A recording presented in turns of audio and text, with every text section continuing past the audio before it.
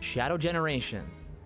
Wow, is all I have to say. Super impressed. If that's all you care about, then see ya.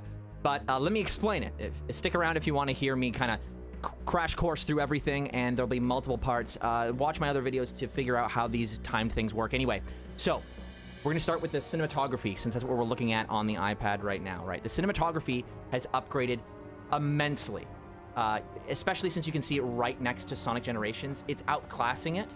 Not quite in the gameplay animations, in default scenarios, right? You have those really great cinematography moments in the middle of stages where Black Doom interrupts Shadow on his journey, and it distorts the world in really beautiful ways that keep you going through the level. But the facial animations too, right? We've never seen them this advanced, not even in Sonic Frontiers. We're getting that gradual improvement. I would just like to see the mouth kind of move around a little bit more between the side and the middle. But again, I understand that that is likely in the future because we've seen things like that for Sonic in other media. We're talking about Shadow. So gameplay-wise, I'm a little bit confused on the reception of Shadow Generations gameplay-wise because of things I've said before. So I'll allow you to go on that tangent in separate videos. But I made a video on boost gameplay, and I genuinely believed there was boost game fatigue. I just felt that it was kind of samey. But again, I've been around for a minute, a lot of minutes, so that's natural for me to feel.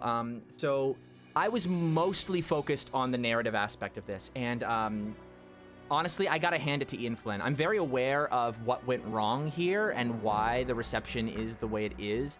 However, overall, the reception is extremely positive. But I have heard the criticisms, and I'll go into those right now, try to address as many as I can. So bringing back Gerald and Maria is a huge task. You know what I mean?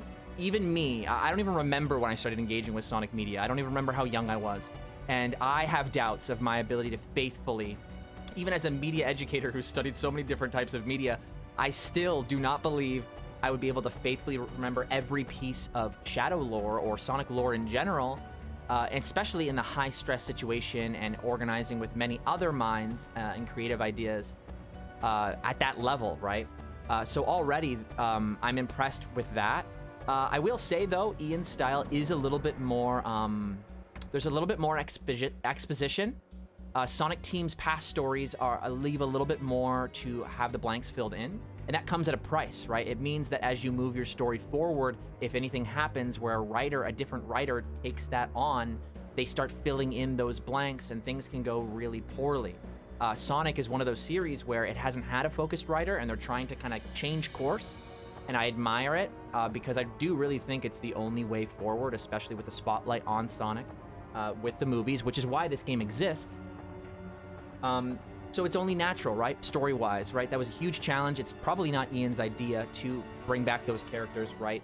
It's a good idea for what they're trying to do here, right? Remastering Sonic Generations, a game that people really, really like. It needed it.